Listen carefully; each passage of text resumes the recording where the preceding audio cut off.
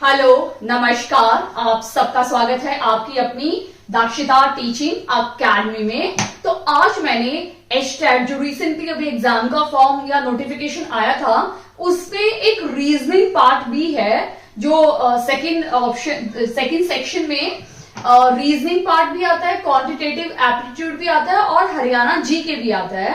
तो जल्दी ही मैं एक हरियाणा का जो टैट है उसकी प्रिपरेशन कराने वाली हूँ। तो डेली मेरी वीडियोस आएंगी उस पे, तो आप उस वीडियोस को देखना मत भूलिए।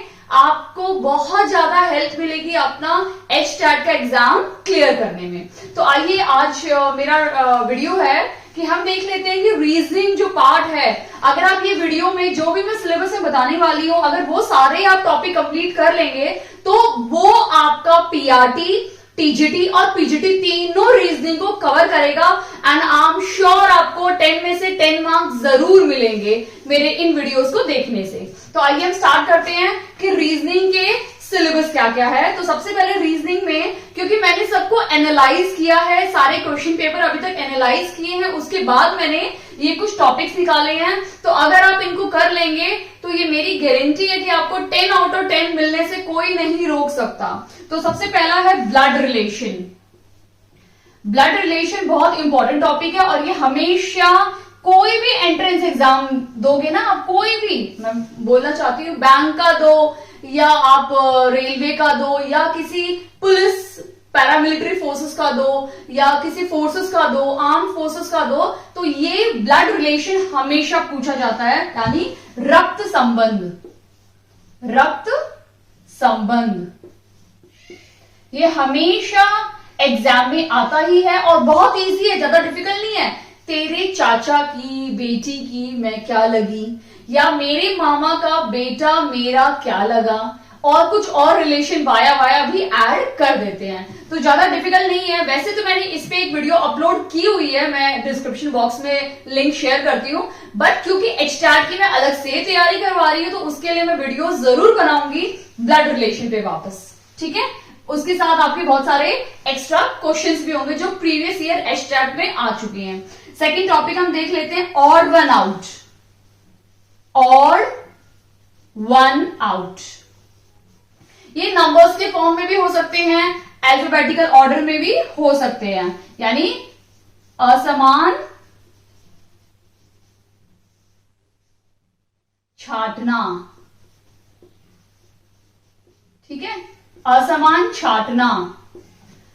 ऑड वन आउट बहुत ही इजी टॉपिक है और हार्डली आपके 30 सेकंड से भी कम टाइम लगेगा अगर आपको ये टॉपिक अच्छे से समझ में आ गया। ऑड वन आउट में होता क्या है, असमान छांटना। कभी कभी क्या होगा, कैट, डॉग, रैबिट, साथ में दे देंगे पिजन।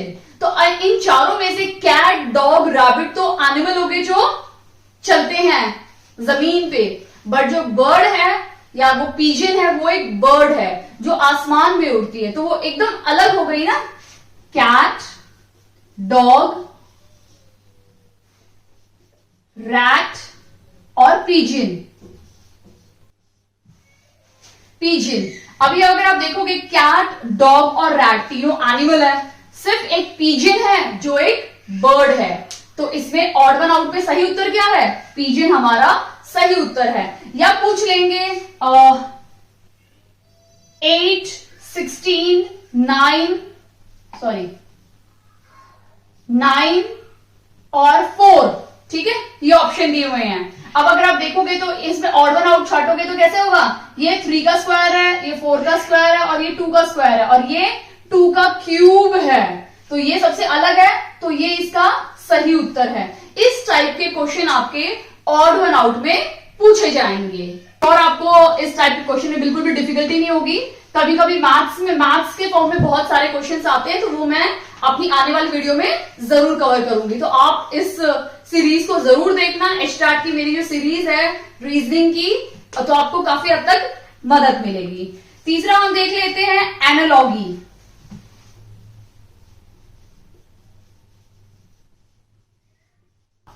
ठीक है, एनालॉगी यानी सादृश्यता। अगर आप देखोगे एनालॉगी में क्या पूछेंगे, 4, 16, ठीक है, तो यहां पे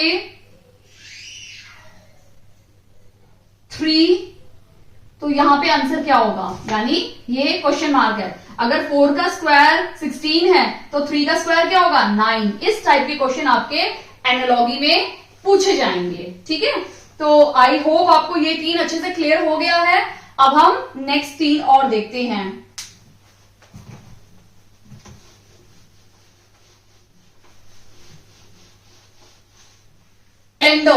कैलेंडर बहुत इंपॉर्टेंट है, जो एग्जाम में आता ही है कैलेंडर के क्वेश्चन।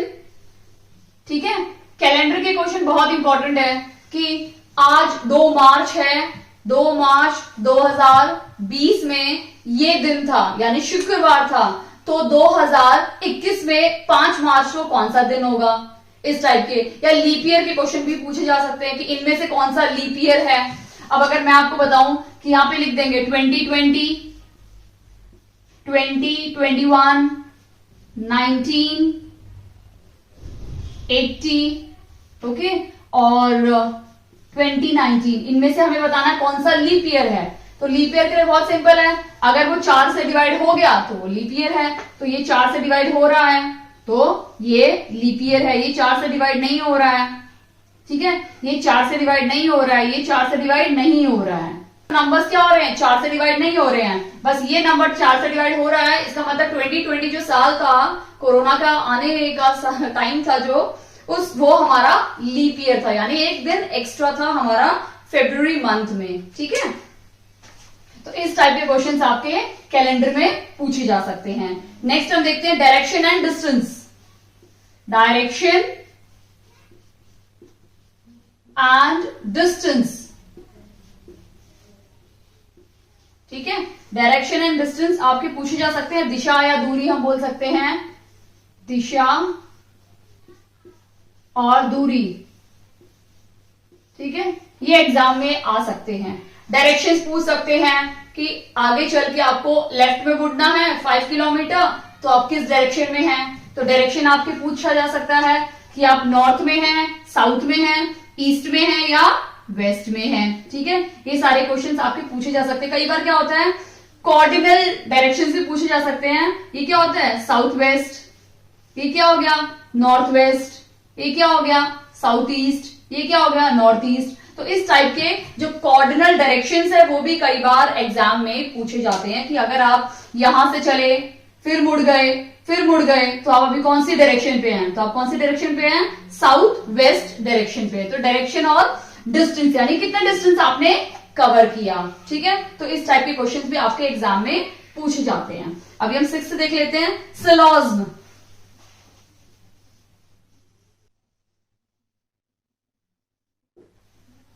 सिलॉज्म क्या है, न्याय निगमम। न्याय निगमम,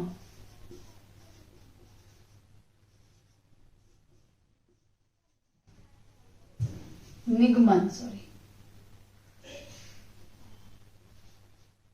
ठीक है, तो सिलॉज्म के भी क्वेश्चन बहुत बार पूछे जाते हैं। न्याय निगमन मतलब ऑल आर कैट्स। ठीक है, ये सभी कैट्स हैं और वन इज रैट। तो इस टाइप के सिलॉज्म के क्वेश्चन भी पूछे जाते हैं। All are cat, few are cat. ठीक है, तो इस टाइप के सिलॉज्म के क्वेश्चन भी रीजनिंग में बहुत पूछे जाते हैं। 7th हम देख लेते हैं, वेन डायग्राम। वेन डायग्राम आपने बहुत बार देखा होगा। ठीक है, वेन डायग्राम, वेन डायग्राम कैसा होता है, all books are story book, few books are mythological books, um. ठीक है, तो कितनी बुक्स होंगी, स्टोरी बुक और माइथोलॉजिकल बुक। तो इस टाइप के क्वेश्चंस भी आपके जो वेन डायग्राम बना के पूछे जाएंगे वो भी आते हैं। ठीक है, तो ये भी क्वेश्चंस काफी बार आपके, यानी ये रीजनिंग पार्ट है ना, हर एग्जाम में पूछे जाता है। तो ये सब कॉमन है, ये सारे टॉपिक्स आपके एग्जाम्स में आते हैं। अभी हम 8th देख लेते हैं, सिटिंग अरेंजमेंट। जो बैंकिंग एग्जाम में तो फेवरेट होता है सिटिंग अरेंजमेंट, बैंक में तो स्पेशली ये पूछा ही जाता है। सिटिंग अरेंजमेंट यानी बैठने की व्यवस्था। ठीक है, सिटिंग अरेंजमेंट बैठने की व्यवस्था, बैठने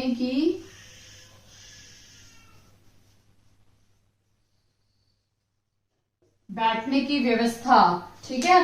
सीता राम के बिल्कुल अपोजिट बैठी है, सीता के लेफ्ट साइड में रावण बैठा है। तो इस टाइप के क्वेश्चंस भी आपके सिटिंग अरेंजमेंट में पूछे जाते हैं। या स्टार्टिंग में मेंशन कर देंगे 6 लोग हैं, ये इसके बाजू में बैठा है, वो उसके लेफ्ट में बैठा है, वो उसके राइट में बैठा है, वो उसके दाएं में बाएं में, ये सब। तो आपको एक सिटिंग अरेंजमेंट बनाना है।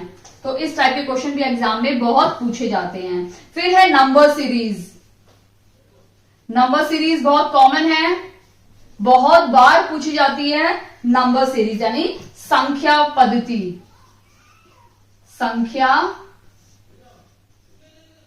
पद्धति, ठीक है। संख्या पद्धति भी पूछी जाती है एग्जाम में और बहुत बार आता है। नंबर सीरीज यानी नंबर्स की सीरीज बना देंगे 1 3 5, ठीक है। फिर होगा 7 9 11, ठीक है। फिर क्या होगा 13 15 17। अब बोलेंगे नेक्स्ट बनाओ। अगर हम इसमें कॉमन देखेंगे तो ये सारे ऑड नंबर है, ये भी सारे ऑड नंबर है, और इसके बाद ही नेक्स्ट नंबर है, इसके बाद ही है और ऑड नंबर है, क्योंकि 11 के बाद 13 आता है। तो नेक्स्ट क्या होगा 19 21 23। ये हमें आंसर मिल गया। तो इस टाइप के नंबर सीरीज भी एग्जाम में बहुत बार पूछी जाती है और बहुत इंपॉर्टेंट भी है। 10th हम देख लेते हैं। नंबर सीरीज के बाद क्या है हमारी alphabetical series. Alphabetical series, alphabetical series क्या होती है, जैसे नंबर्स में लिखे जाएंगे, इस तरह से लिख देंगे A B C, फिर D E F को छोड़ दिया G H I, J H K को छोड़ दिया L M N। इस टाइप की सीरीज बना देंगे और पूछेंगे कि ये वाली सीरीज कौन सी होगी, ठीक है। तो इस टाइप की जब अल्फाबेट्स को यूज करके जो सीरीज बनाई जाती है उसको हम बोलते हैं अल्फाबेटिकल सीरीज, ठीक है। तो ये भी एग्जाम में काफी बार पूछी जाती है, बहुत इंपॉर्टेंट भी है। आपको बिल्कुल टेंशन लेने की कोई जरूरत नहीं है, मैं अपने वीडियो में सारी चीजें कवर करूंगी, सारे टॉपिक्स डेली आपको मिलेंगे। तो आप बिल्कुल पैनिक मत होइए, बिल्कुल पैनिक मत होइए। उसके बाद हमारा है 11th है हमारा मिसिंग नंबर्स। बहुत आता है, बहुत बार आता है मिसिंग नंबर्स, ठीक है। मिसिंग नंबर्स यानी नंबर्स लिखे होंगे और गुम कर देंगे बीच का नंबर, यानी गायब कर देंगे, ठीक है। विलुप्त पदों को भरना, ठीक है। मिसिंग नंबर्स इज विलुप्त पदों को भरना, मतलब नंबर्स दिए जाएंगे, ठीक है।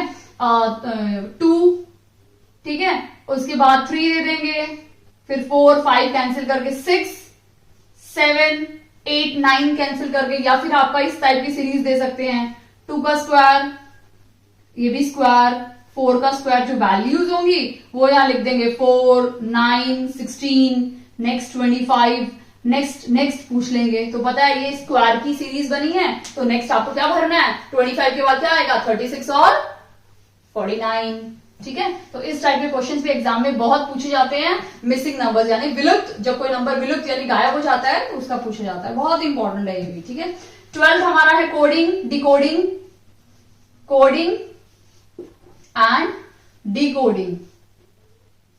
कोडिंग डिकोडिंग में मैंने वीडियो पहले बना रखी है एनबीएस एग्जाम के लिए, तो आप उसको देख सकते हैं।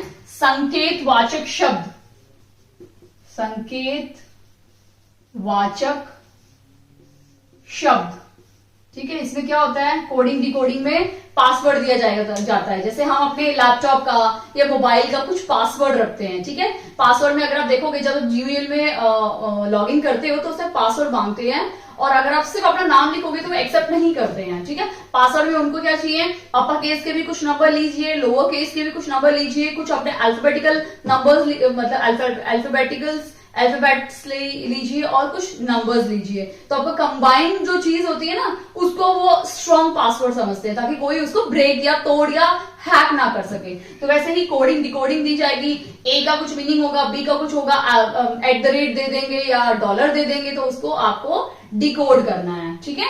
तो कोडिंग डिकोडिंग बहुत बार एग्जाम में पूछी जाती है और इंपॉर्टेंट भी है, बैंक एग्जाम में भी पूछी जाती है। तो ये जो सिटिंग अरेंजमेंट ये बैंक में बहुत बार पूछा जाता है, तो बहुत इंपॉर्टेंट है, ठीक है। अगर आप हरियाणा टैट की बात करें तो सिलॉज में बहुत पूछा जाता है, सिलॉज में आता है, वेन डायग्राम्स कई बार पूछे जाते हैं, ठीक है। कोडिंग डिकोडिंग ये सारे अगर आप कर लेंगे ना तो आपको कोई प्रॉब्लम नहीं होगी। काफी बार ये बहुत कॉमन होता है, बहुत इजी भी है, हार्डली ये आपका 5 सेकंड 6 सेकंड लेगा बताने में फिगर काउंटिंग, यानी फिगर में काउंट करना पड़ता है हमें, ठीक है। काफी बार क्या होता है मिक्स मैच फिगर दे देते हैं, ये दे देंगे, एक यहाँ दे देंगे, एक यहाँ दे देंगे, यहाँ पे एक ट्रायंगल बना देंगे, सर्कल बना देंगे और पूछेंगे कि इसमें कितने ट्रायंगल है या कितने रेक्टेंगल है या कितने सर्कल है, ठीक है। तो इस टाइप की फिगर काउंटिंग भी पूछी जाती है। फिर आता है नेक्स्ट मैथमेटिकल ऑपरेशन, ठीक है। बहुत इंपॉर्टेंट है क्योंकि ये क्वांटिटेटिव और रीजनिंग में दोनों में कॉमन है। मैथमेटिकल ऑपरेशंस जो आपके मैथ से पूछे जाते हैं, ठीक है। कभी कभी बहुत सिंपल क्वेश्चंस होते हैं मैथमेटिकल ऑपरेशंस यूज करके, ठीक है, वो भी पूछे जाते हैं रीजनिंग में। मैथमेटिकल ऑपरेशंस इसमें कैसा दे देंगे आपको, प्लस की जगह पे बोलेंगे, क्वेश्चन में दिया हुआ है प्लस, बोलेंगे प्लस की जगह पे आपको माइनस यूज करना है, माइनस की जगह पे आपको डिवाइड यूज करना है, डिवाइड की जगह पे आपको इंटू करना है और इंटू की जगह पे आपको प्लस करना है। तो यहाँ पे दे देंगे a प्लस बी, तो आपको a प्लस बी प्लस नहीं करना, आपको क्या करना है माइनस करना है, क्योंकि प्लस किस में चेंज हो गया, माइनस में चेंज हो गया। अगर a डिवाइड बाय b लिखा है तो आपको डिवाइड नहीं करना, आपको क्या करना है इंटू करना है। अगर a इंटू बी लिखा है इंटू, तो इंटू नहीं करना, आपको क्या करना है प्लस करना है। इस टाइप के मैथमेटिकल ऑपरेशंस एग्जाम में, ये इवन बैंकिंग एग्जाम में भी अगर आप देखोगे बहुत बार पूछा जाता है।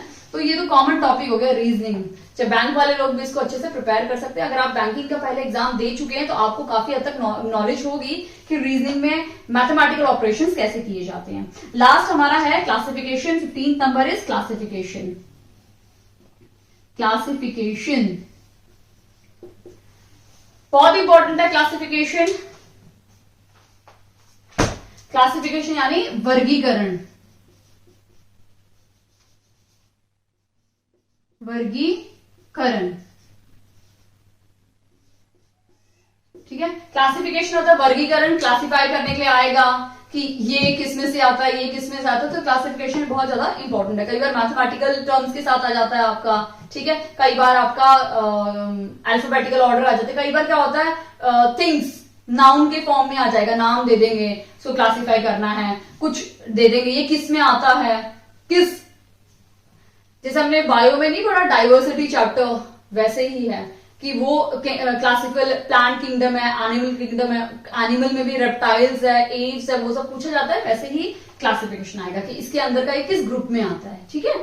तो इस टाइप के ये जो टॉपिक 15 टॉपिक है, ये मैंने आज 15 टॉपिक आपको बताए। अगर आप इन 15 टॉपिक को भी कवर कर लेंगे ना तो आपका जो रीजनिंग पार्ट है वो बिल्कुल पक्का हो जाएगा एचटाट के लिए, एंड आप बहुत अच्छे मार्क्स स्कोर कर सकते हैं। इसका मतलब 10 में से 10 तो गारंटी है कि आपको पक्का मिल ही जाएंगे।